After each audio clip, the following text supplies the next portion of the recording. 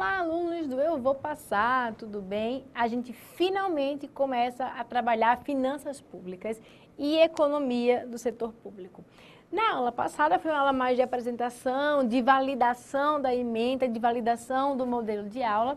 A partir de agora, não. A partir de agora a gente começa de fato com o conteúdo de economia do setor público e com o conteúdo de finanças públicas propriamente ditas. Então é esse o conteúdo. E aí, para poder começar a falar de economia, setor público e de finanças públicas, a primeira coisa que eu tenho que entender é qual é o impacto do governo na economia. Esse fluxo aqui, para quem nunca viu, chama-se fluxo circular da riqueza expandido. E o importante sobre esse fluxo circular da riqueza expandido é que ele mostra a atuação dos 4 principais agentes econômicos de uma economia: as famílias, as empresas, o governo e o resto do mundo. O que é que eu estou interessada dentro dessa análise? Eu estou interessada em qual é o impacto do governo na economia. E para entender qual é o impacto do governo na economia, eu preciso necessariamente entender como é que a economia funciona, e isso é visto através do fluxo circular da riqueza. O que é importante que eu observe aqui, que a gente vai ver ao longo da aula com muito mais detalhe. É importante que eu observe aqui que o governo ele vai ter uma atuação direta aqui. Deixa eu só apagar e botar ali lápis.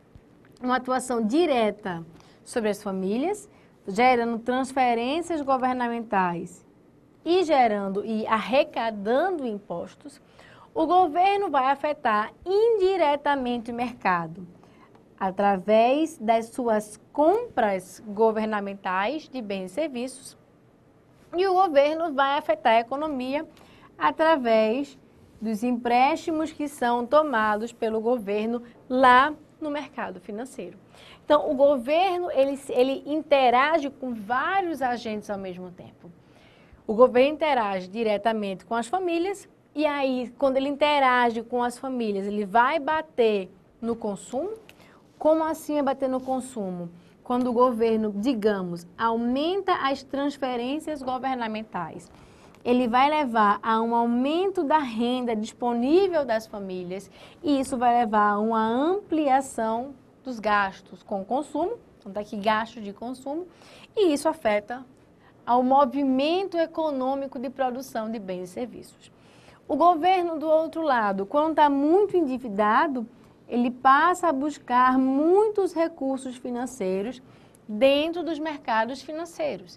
E isso pode gerar uma certa instabilidade na economia. Finalmente, quando o governo compra bens e serviços no mercado de bens e serviços, o governo está, de alguma forma, aquecendo a produção interna da economia, gerando um aquecimento no seu PIB. Então, o governo tem muita capilaridade na sua atuação na economia. E como é que eu vejo isso aqui? Através do que nós chamamos de funções do governo. O governo impacta na economia porque ele tributa as famílias, o governo impacta na economia porque ele transfere renda para as famílias mais pobres. O governo impacta na economia quando ele puxa muito financiamento, quando ele gasta muito no mercado de bens e serviços. Então, o governo é um agente econômico extremamente relevante dentro do cenário econômico de qualquer país. Isso aqui não é Brasil, isso aqui não é Estados Unidos, isso aqui é o fluxo circular da riqueza de qualquer país genérico. Então, o governo tem uma alta influência na economia de qualquer unidade. E aí, importante dentro dessa lógica, eu preciso entender como é que o governo afeta a economia, é isso que a gente vai ver hoje, e eu preciso entender também o que é que eu vou estudar dentro de economia, setor público e dentro de finanças públicas. Para começar, acho que a pergunta que todo mundo quer saber é, finalmente, o que é que estuda economia e setor público? A gente já viu a ementa. O que é que a gente vai estudar em economia do setor público? Quando eu falar em economia do setor público, eu estou falando basicamente da questão microeconômica, tá? Tô falando basicamente de microeconomia. A gente já viu isso aqui, inclusive lá na aula 1, quando eu fiquei mostrando a vocês que economia, setor público, é muito associada a conteúdos de microeconomia. Mas dentro do conteúdo de economia e setor público, o que é que eu vou analisar? Eu vou analisar basicamente essa relação aqui de tributação e de transferência. A gente vai estudar bem isso aqui. E a gente vai estudar também em economia e setor público o funcionamento deste mercado que está aqui. Então, falar em setor público, falar em economia do setor público, dentro do aspecto de microeconomia, é entender um pouco sobre tributação. Eu preciso entender a lógica da tributação, o que são os impostos, quais são os tipos de impostos, porque eu preciso entender como é que as famílias pagam esses impostos. E eu preciso entender também um pouco sobre mercados. O governo, lá na economia do setor público, ele vai afetar os mercados. O governo vai buscar compreender se esse mercado é eficiente ou se esse mercado não é eficiente. E, além disso, uma vez que ele descobre se esse mercado é eficiente ou se esse mercado não é eficiente, ele vai lá e ajusta o mercado. Então, cabe ao governo, de ver isso com mais detalhes, ajustar o mercado de bens e serviços e aí, vez por outra, ajustar o mercado de fatores e mercado de ativos financeiros para que eles operem de forma eficiente. A gente vai partir do pressuposto que os mercados são eficientes, mas quando existe falha, o governo vai lá e atua para ajustar esses mercados. Então, basicamente isso, economia e setor público. Mas, e quando a gente pergunta, mas o que são as finanças públicas? E aí, antes de passar o próximo slide, pergunta a você. O que são as suas finanças? As suas finanças, quando a gente fala vai estudar as finanças pessoais de alguém, a gente está estudando as receitas de uma pessoa e as despesas que ela tem. Isso são as finanças públicas, isso são as finanças pessoais da gente. Quando eu estudo as finanças privadas, eu estudo o quanto a empresa recebe e o quanto ela gasta. Então, finanças privadas. E o que seriam as finanças públicas? Seria o quanto o governo recebe e o quanto o governo gasta. Como o governo recebe um dinheiro público e como o governo gasta um dinheiro que é público, nada mais justo do que chamar esse estudo de estudo das finanças públicas. É isso que está aqui no nosso próximo slide. Então, falar de finanças de uma forma geral é falar de receita e é falar de despesa. Então, falar sobre finanças públicas é falar sobre receita e sobre despesa. E quando eu falo sobre receita e despesa do governo, eu estou falando de finanças públicas. E aí, a definição mais amplamente utilizada é a definição dada pelo Musgrave.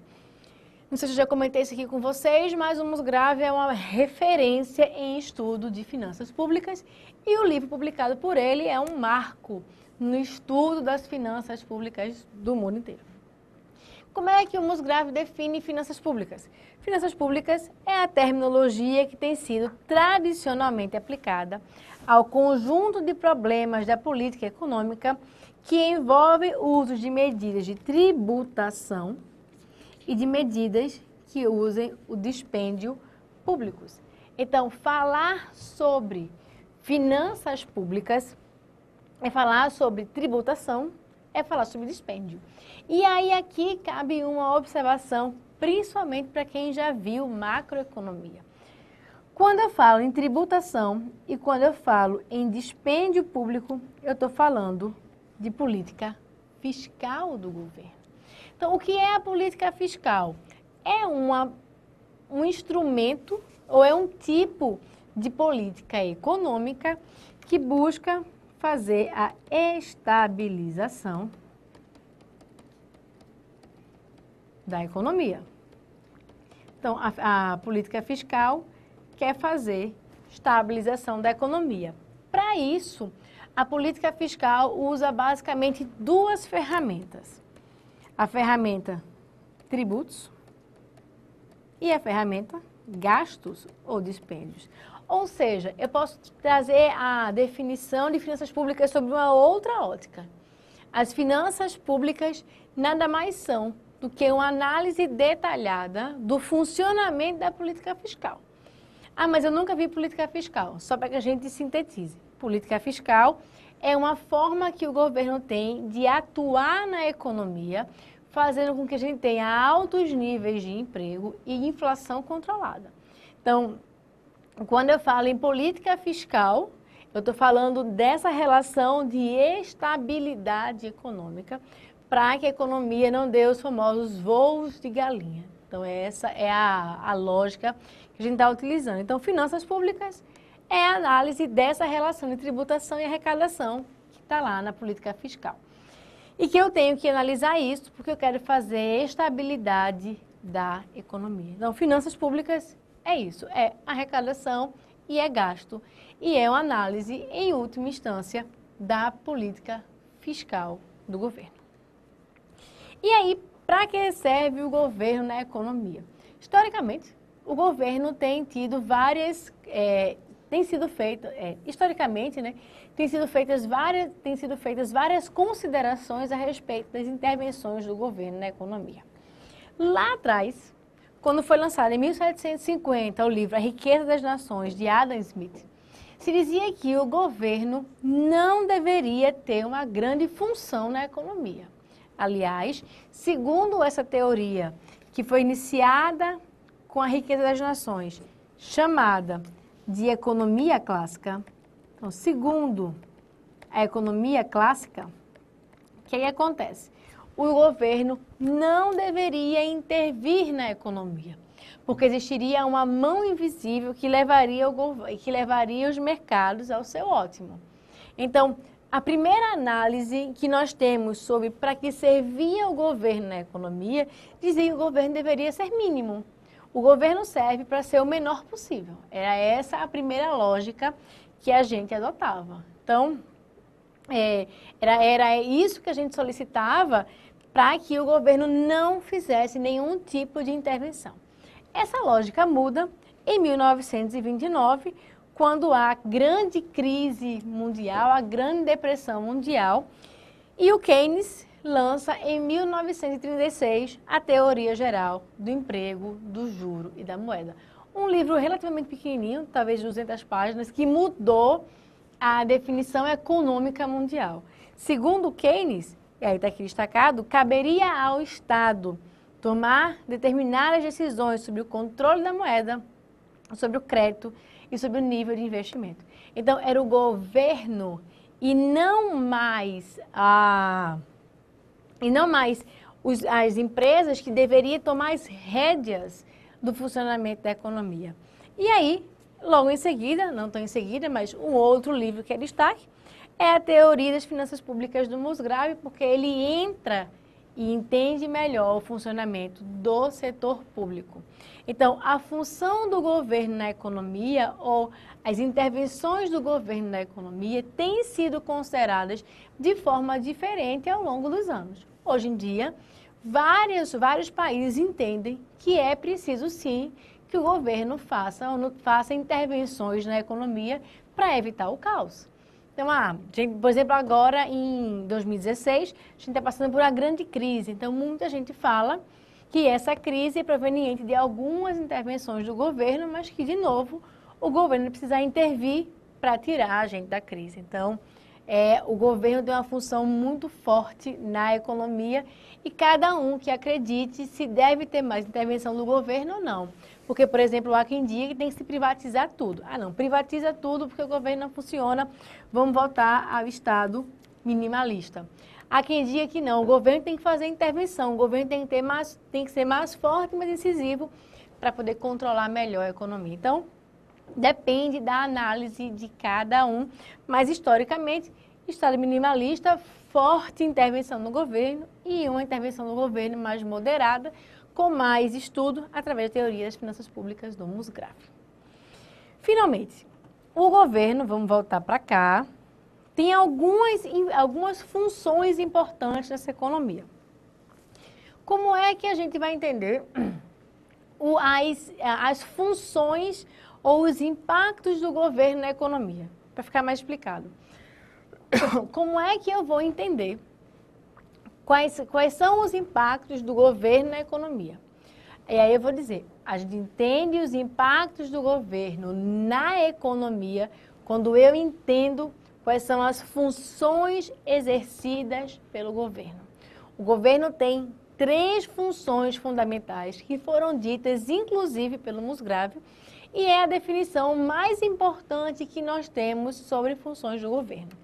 O governo afeta a economia quando ele exerce as suas funções.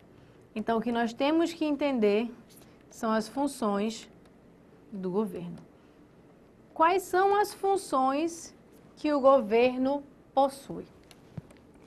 Primeira função do governo que vai impactar diretamente na economia é a função redistributiva ou simplesmente distributiva.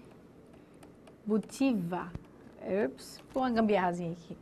Com essa função distributiva que impacta na economia, o governo, através da sua função distributiva, tira dinheiro das famílias ricas através da cobrança de impostos e passa dinheiro para as famílias pobres através do pagamento de transferências. Então, quando eu falo em política distributiva, é essa política de tirar do rico e dar para o pobre. Essa é a função 01 do governo. A função 2 do governo é a função alocativa. Aliás, a função distributiva está bem clara aqui. A função alocativa diz respeito à provisão de bens públicos.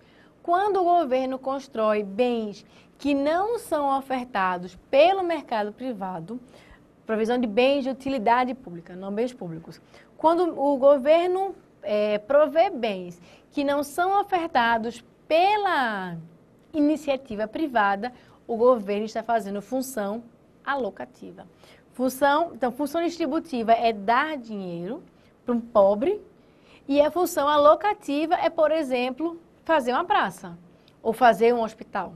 Então, a função alocativa tem como finalidade maior produzir bens de utilidade pública. Veja que as duas se parecem, mas não são iguais. Uma é transferência de dinheiro de fato e a outra é a oferta de serviços públicos. Finalmente, segundo Musgrave, tem uma terceira função do governo. E uma terceira função do governo é a função estabilizadora. A função estabilizadora do governo nada mais é do que o governo fazer políticas para reduzir a movimentação econômica. Então, eu não vou permitir que a economia cresça muito, porque isso pode inflacionar, nem vou permitir que a economia caia muito, porque pode afetar muito o nível de emprego. Então, a função estabilizadora é para que o PIB cresça, para que a produção do país cresça, mas cresça, deixa eu ficar aqui, dentro de um intervalo que é o intervalo previsto pelo governo. Nem crescer muito é bom, também encolher muito também não é bom. Então, a função estabilizadora do governo é vista, em muitos casos, por essas compras de bens e serviços, compra de bens e serviços, que nada mais é do que a nossa política fiscal. E aí, aqui nesse caso, quando ele está comprando bens e serviços, o governo está gastando. Essas compras governamentais nada mais são do que os gastos do governo dentro da economia. Então, voltando lá, aliás, só para a gente concluir, existe uma relação complicada entre o que é função alocativa, o que é função distributiva e o que é função estabilizadora. A gente vai esclarecer como é que isso funciona já já. Então, só para a gente entender o quadro resumo. Função alocativa, e o governo promove ajustamento na alocação de recursos. Traduzindo isso aqui, vou botar de vermelho. O governo faz provisão, o governo oferta, fica mais fácil, né? O governo oferta bens e serviços, tá? De utilidade pública. Ou seja, o governo da hospital, o governo da escola, o governo da ferrovia, rodovia, bens de utilidade pública. É diferente da função distributiva, onde ele está fazendo uma promoção de distribuição de renda. É a função do Robin Hood. Eu tiro do rico, eu dou para o pobre. Então, eu tento melhorar a distribuição de renda, tornando aquela coisa mais igualitária. Finalmente, na função estabilizadora, o governo quer manter a estabilidade econômica com alto nível de emprego e preços estáveis. Essas são as 3 principais funções do governo na economia. Então, essas são as 3 principais funções da economia, mas existem livros que apontam uma 4ª função, que seria a função reguladora. Cabe ao governo regular o funcionamento da economia. Então, essas seriam as 4 funções do governo, mas com destaque apenas para essas 3. E aí, dentro da função alocativa em específico, a gente vai falar sobre eficiência econômica e sobre falhas de mercado.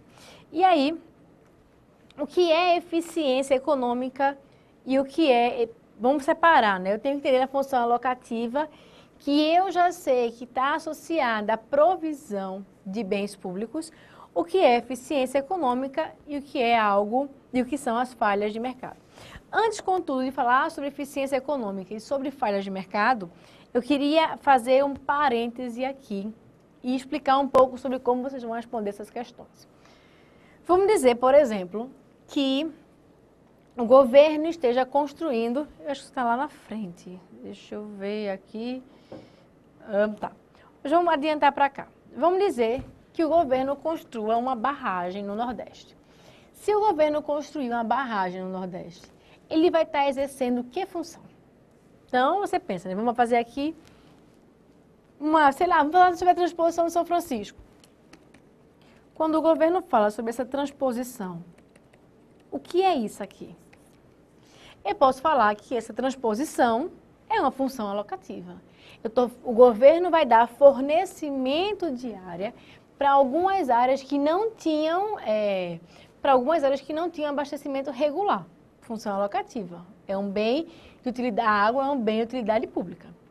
Mas eu posso pensar que por ser uma obra no Nordeste, eu estou beneficiando os mais pobres. É uma função distributiva. Finalmente, é uma função que aumenta o nível de emprego naquela região. É uma função estabilizadora. Então, quando nós falamos das ações do governo, essas relações, como eu disse a vocês, elas acabam se misturando. E aí, essa mistura faz com que a gente não consiga detectar com certeza qual é a função. Em compensação, a questão aponta para onde isso deve acontecer. Por exemplo, se eu fizer uma questão de VOF, a transposição do São Francisco é uma função alocativa do governo, VOF, é verdadeiro. É uma função distributiva do governo, verdadeiro. É uma função estabilizadora do governo, verdadeiro. Se isso aqui cai numa alternativa de EBCDE, numa questão de EBCDE, eu vou analisar o contexto da pergunta para definir qual é a função que está sendo mais sensibilizada. Então, por exemplo, para beneficiar a população, para beneficiar o abastecimento de água, o governo fez a transposição do Rio São Francisco. Isso é a função alocativa. O texto indica. Para reduzir a desigualdade de renda entre ricos e pobres, o governo fez uma transposição do Rio São Francisco no interior de Pernambuco. Isso é uma função distributiva. Então, a questão, ela aponta o que é que ela quer. E aí vamos só aqui entrar um pouquinho no detalhe sobre o que é função alocativa. A função alocativa está associada à eficiência econômica e às falhas de mercado. O que é eficiência econômica? É uma situação hipotética em que eu não tenho como melhorar a situação de um agente sem piorar a situação do outro. Essa situação é chamada de ótimo de Pareto. E aí, com mais detalhes, eu só consigo isso em mercados em concorrência perfeita. Então, os mercados em concorrência perfeita são ditos mercados eficientes que levam ao ótimo de Pareto. A questão é que os mercados não são sempre eficientes e existem falhas de mercado, que são chamadas, existem essas falhas de mercado que ferem a eficiência econômica. Que falhas de mercado são essas? As externalidades, a existência de bens públicos, as falhas de informação ou assimetria de informação, os mercados incompletos, os riscos pesados, as falhas na competição e a existência de desemprego e inflação. E nós vamos estudar cada um desses pontos para que a gente entenda bem o funcionamento da função alocativa. A gente vai estudar isso aqui, mas já a partir da próxima aula. E aí eu vou pular exercício porque a gente não vai ter tempo, mas eu volto na aula que vem. Qual é a ideia da função distributiva? Só para a gente fechar o conteúdo. Está associada a tributos e transferências. Então, quando eu tributo alguém e quando eu transfiro, eu estou fazendo a função distributiva. Basicamente associada a tributos progressivos. Quanto mais eu tenho, mais eu pago. E também outras formas de fazer política, de fazer função distributiva é através de subsídio, é através de salário mínimo, é através de proteção tarifária e de renúncia fiscal também. Não se preocupem sobre mais detalhamentos dessas funções que a gente vai ver ao longo das aulas. E aí também tem uma questãozinha aqui. E finalmente, para que o governo consiga estabilizar a economia, o governo vai fazer a função estabilizadora. Nós já vimos, mas vamos entrar em detalhe. As funções estabilizadoras. A função estabilizadora fundamentalmente é exercida através do uso de políticas macroeconômicas, com destaque para a política fiscal e para a política monetária. Política fiscal, por sua vez, associada à noção das finanças públicas. E aí, por que é que o governo quer fazer política econômica? Porque ele quer estabilizar emprego, renda, inflação, taxa de câmbio, conta externa, endividamento público, todos esses indicadores precisam ser controlados pelo governo e o governo faz isso através da implementação da função estabilizadora via política fiscal e política monetária. A gente vai ver isso mais na frente. E aí aqui, somente aquela lógica que eu falei a vocês, essas funções, apesar de estarem bem separadinhas, são funções que se encontram. Então, a construção de uma barragem no Nordeste brasileiro, como eu disse a vocês, pode ser uma função alocativa, pode ser uma função distributiva, pode ser uma função estabilizadora. Mas a gente tem que olhar a questão para saber o objetivo daquela construção. Vão existir um efeito colateral, positivo inclusive, nas outras funções. Mas eu preciso entender qual foi o objetivo do governo na construção específica daquele produto ou daquele equipamento público. A gente vai voltar para falar mais exercícios e vai começar a estudar, vai começar a aprofundar o nosso entendimento na política alocativa, porque é ali que está muito do que é o cerne do nosso modelo de economia e setor público. A gente para por aqui, dá uma respiradinha e volta já já. A gente se encontra em breve. Até lá!